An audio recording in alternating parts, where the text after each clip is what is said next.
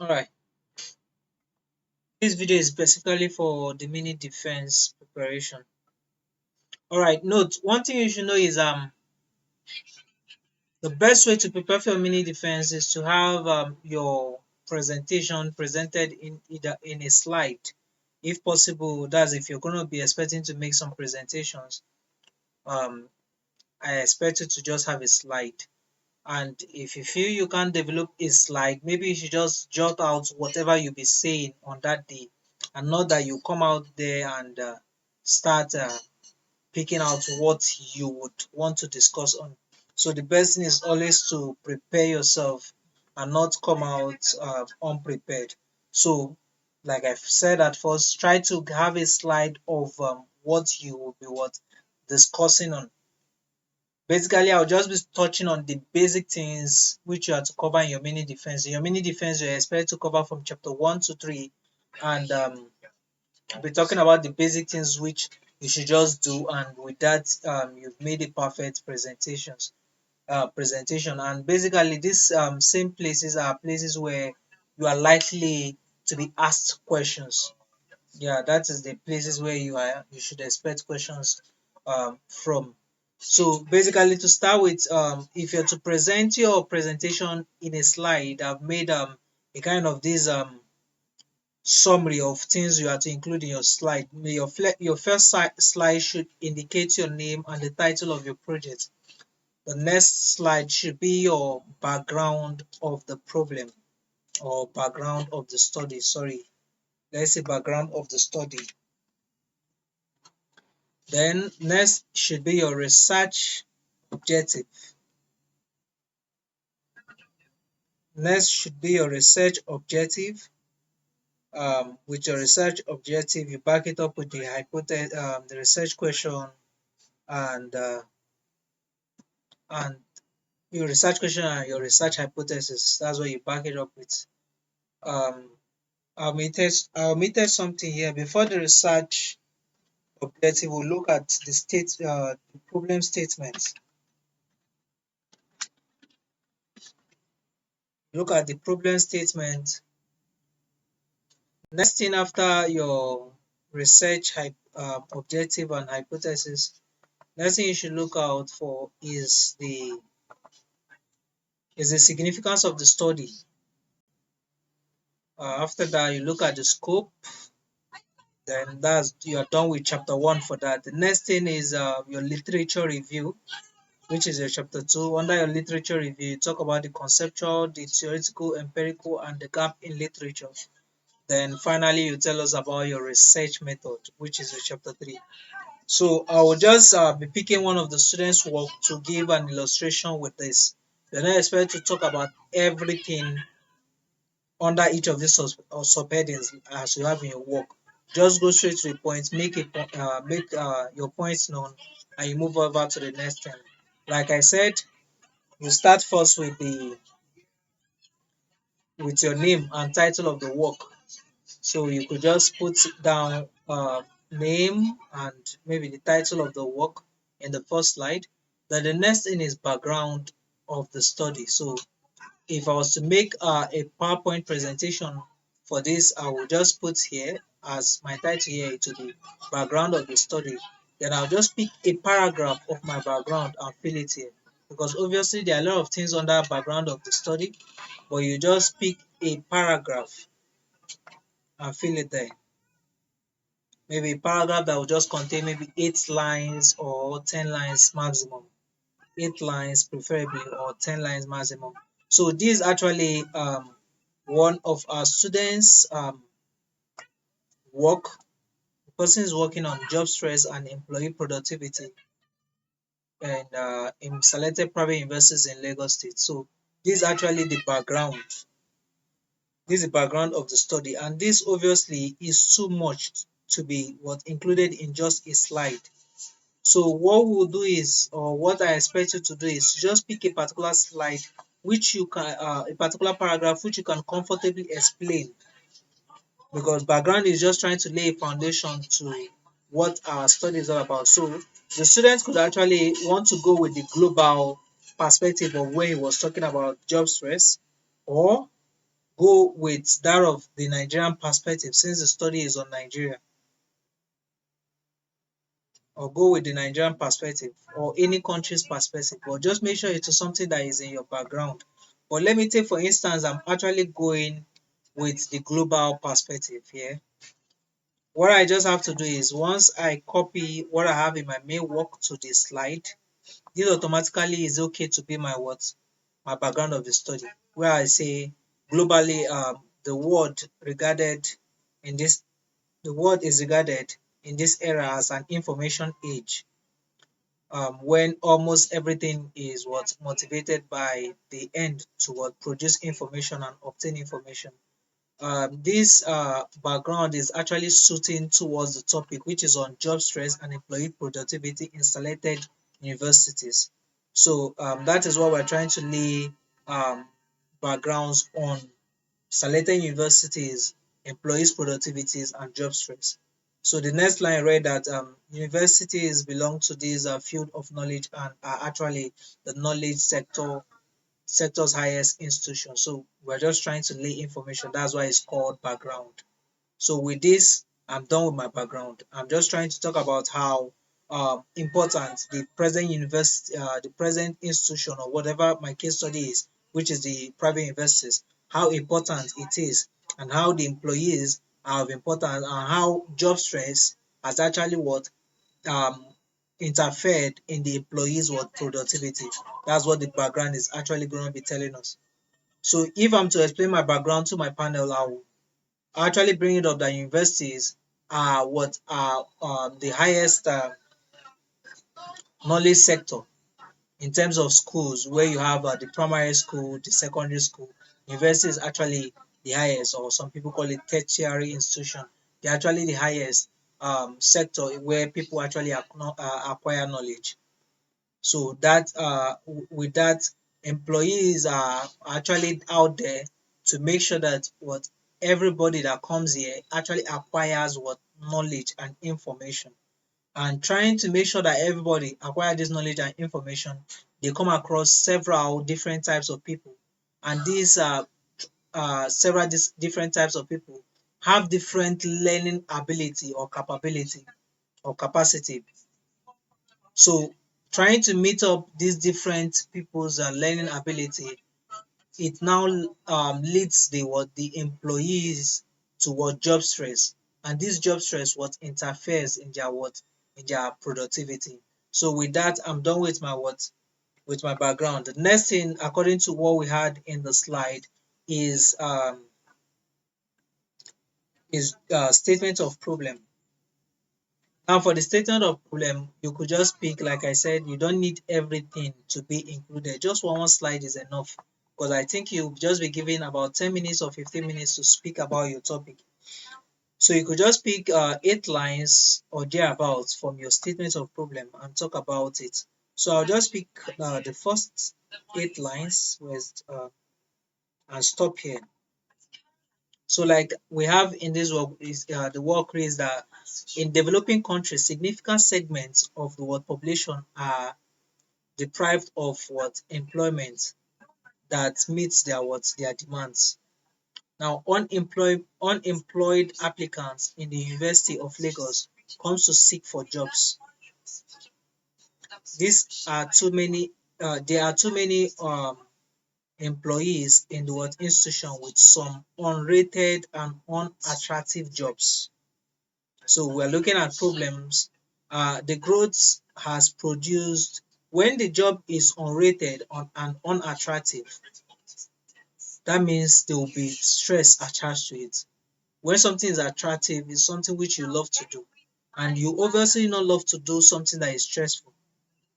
So if the work is, or if the job is unattractive, it means the person will not always want to do it. That means it's stress related. So it's either you pick, just always pick a paragraph or lines which you can comfortably explain, please. So you just pick a paragraph and explain the problem in relation to your topic. That's what statement of problem is all about. Explain the problem in relation to your topic. Tell us how job stress has actually impacted on employees' productivity. So that's what your statement of problem is all about. So you just pick a paragraph or lines, at least 8 to 10 lines. Even you can, if the student this student can actually ignore the first one. You can as well pick this as your what statement of problem. You can state here, job stress is due to working conditions that affect the productivity of an individual. I advise the student to actually go with this. Look at it, read it, and if you're a VIP student, read it and get back to me with your confusion. But please ensure you've read it first. VIP students, ensure you've read it first. So the statement of problem is just trying to talk about problem that actually surrounds your your topic that you've stated. So with that, next thing we'll look at is your objective. Is your objective. Objectives are already stated there. So you just have that same objective and tell us that the broad objective of the study is to find out the impact of job stress on employee productivity in selected private universities in Lagos State. The specific objective of the study are to determine the impact of this, examine the impact of this, investigate the impact of this. So you just take this and place in your slide for objective of the study. Once you've done that, the next thing is what? Research questions. You take the research question, do same. And I would like you to tell them that to achieve your objective, when you're making your presentations, you tell them to achieve your objective, you have to ask questions, which led to what? To research questions. And these research questions are just your what? Your objective, but being put in a question format. I'll take it again. Your research questions were developed as a result of the what? Objective. Because you were trying to achieve these objectives, you had to ask questions, which landed you into the research questions. And these research questions are just your what? Objective in the question format. Same applies to the research hypothesis. They are still your objectives, but are in a statement format, which will be verified. These hypotheses are things which will be tested in the course of this work. So the next thing is either your significance or the scope of the study.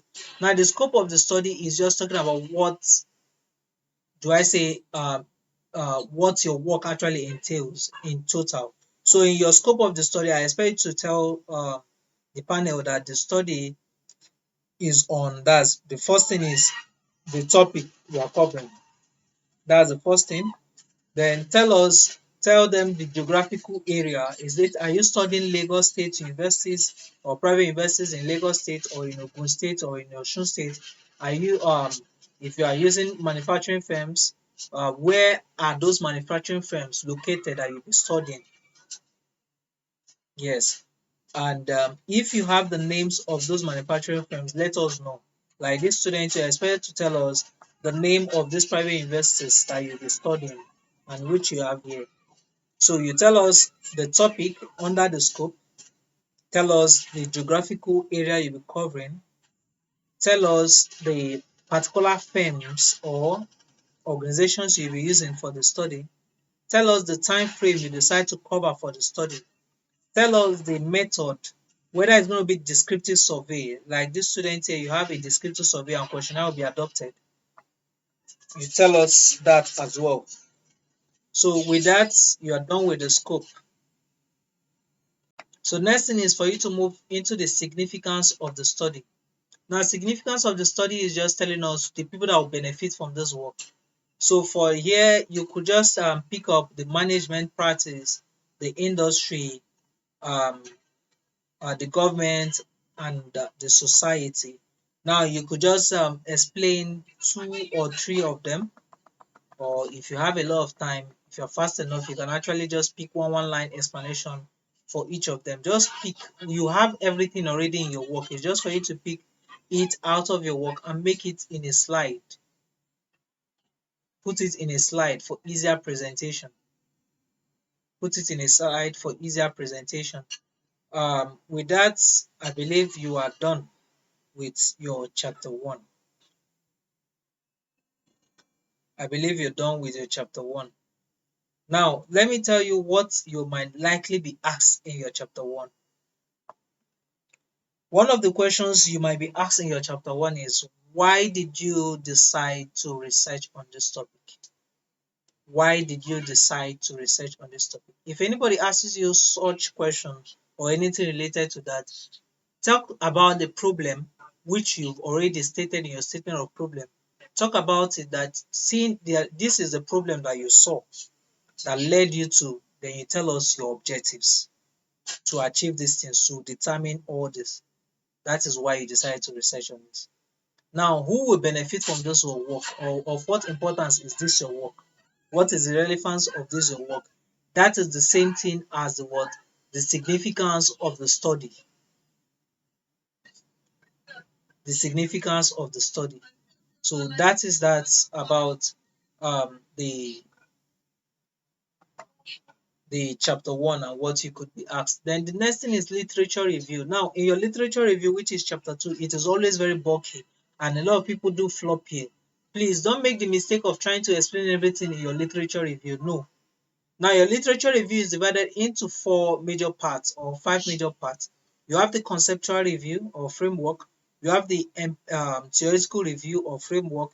You have the empirical review or framework. You have the I think that should be a summary of gap in literature as well. Now, for the conceptual review, once you get to your review of literature, your literature review in your presentation aspect, just tell them that your work or your literature review is divided into four parts: the conceptual review, the theoretical review, the empirical review, and the summary of gap in literature.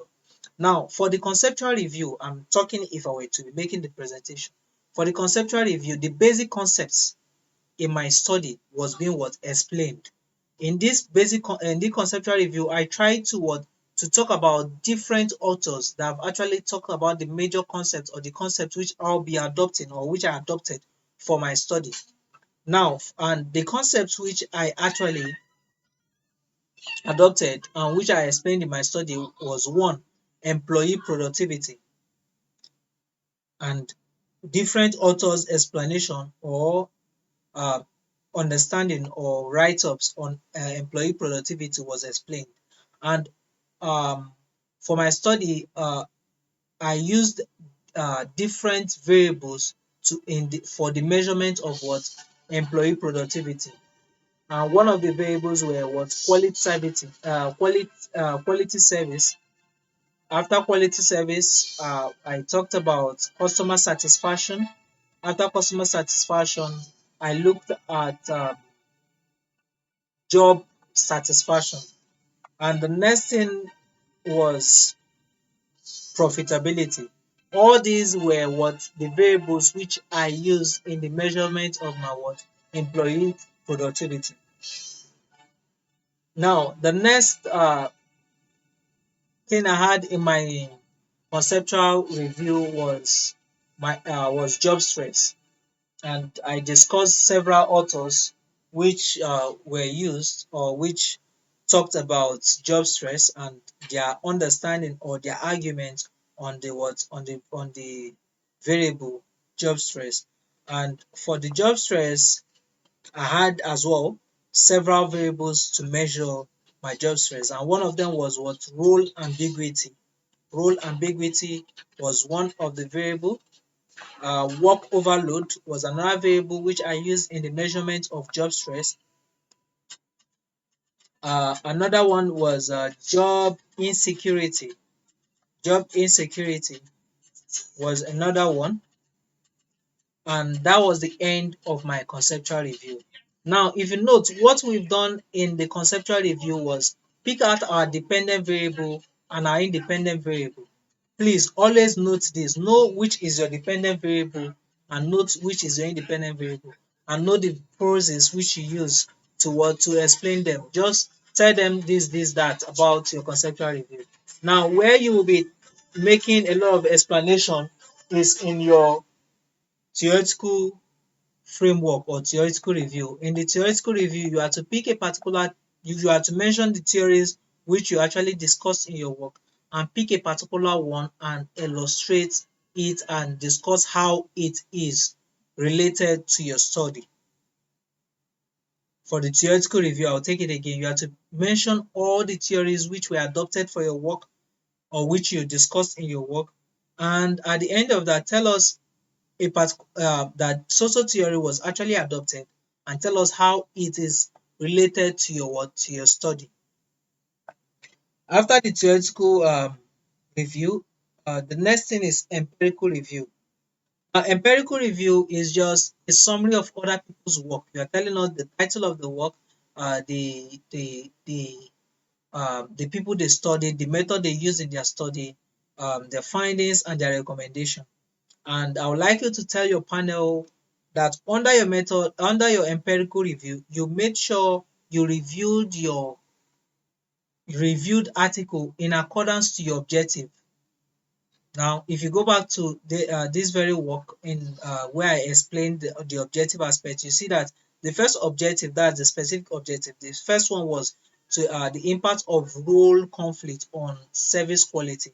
So we looked out for jobs which works which had similar um, title or use the same variables in their work on which are related to role conflict and on uh, quality service. So you do it, you tell your panel that you did it objective by objective. So with that, you actually done. And next thing is your empirical, sorry, talked about empirical review.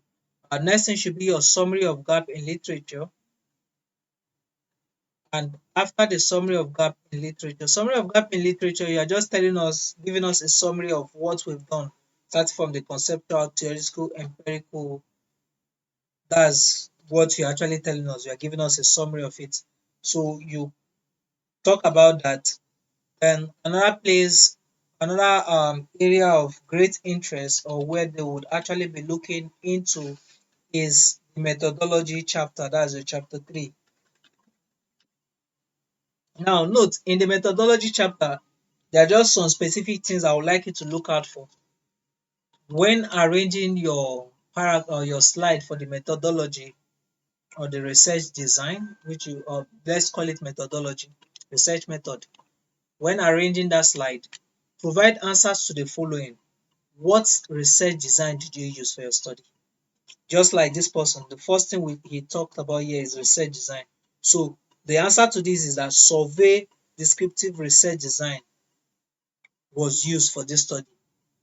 Just provide it in one sentence. Survey research design is used. That means questionnaires would be distributed for this study. The next thing is for you answer I would like you to provide under this is what is your population? Know your population. Another thing is know your sample size. Know the sample size. Another thing is for you to know under your population, just be specific about it. Don't go and start telling us what population is all about. Just tell us the specific population. So the population for this very study was 8 accredited private universities in Lagos. That's the population. Then the next thing, which I said, is the sample size. Okay, the sample size. So a particular set of universities were picked by these students, which are this, and this is what he's working with. So 1, 2, 3. That's 3 universities were picked out of the 8, which is the population. So they might ask you why you only decided to pick this 3, or how did you come about this 3. Read your work, know if it is random sampling you use, or there are different methods which this you can actually pick out of it. So you should know how you came about your selection, whether it's judgmental sampling. Let us know. That's another thing which you might be asked. So with that, next thing is how did you determine the sample size? How that sample size determination, how was it determined? So know the formula. For this student, Tari Yamani formula was used, and this is how it is being here is how the student actually calculated it to get the number of questionnaire which he or she will be distributing when he wants to distribute his questionnaire. So I will be distributing 109 questionnaires. So with that, know your sampling technique. Like I said before, how did you come up about the 9 people? How do you intend to distribute the questionnaire? So from this work, the simple random sampling will be adopted. So that is the sampling technique, simple random sampling. What is the method of data collection? Know that one as well. Your research instrument is a questionnaire. Not everyone's research instrument is questionnaire. Once your work is primary data, that's when your research instrument will be questionnaire. Note, there are only two types of your work can only take two forms. It's either your work is primary data or secondary data, though some works can actually be a mixture or a combination of these two. So, but when your work is primary data, just know you're using questionnaires or interviews to get your data. But when your work is secondary data, that means you'll be using already published data. That means you'll be using financial statements or data published by CBN or World Bank for your what for your analysis. So after that, pilot study. Pilot study has to do with you trying to distribute your questionnaire to a smaller sample to ensure that before you go to distribute to the last sample that yes, this instrument is actually good enough to get what you want to get from that last sample. So you don't end up going to distribute to the last sample and find out that it can't actually get you what you intend to get. That means the printed questionnaires are wasted and the resources are wasted, time as well has been wasted. So that's why we conduct a pilot study to ensure that yes, it can actually give us the questionnaire can actually give us what we expect before going to the field. I believe with this you should be very much okay on how to develop your presentations for your um for your defense. But lastly, I would like to talk about the method of data analysis. Tell us how you intend to analyze your data. Are you using SPSS? Are you using eViews? Are you using Stata? Tell them how you intend to do that. Tell them I'll be using SPSS. I'll present my data in tables that's telling you number of male, number of female, putting the percentages by the side of it. Then after that, to test my hypothesis, I'll be using SPSS to test my hypothesis and regression analysis, like this person has already stated here. Regression analysis will be used in what in the test of hypothesis. So this is just a brief explanation on how to develop slides for your presentation. But I look forward to getting your questions on your areas of confusion, and I will might probably compile some questions. But if you just take out all these places I've touched, I think you should be okay and good enough for the presentation. Thank you and have a lovely day. Bye bye.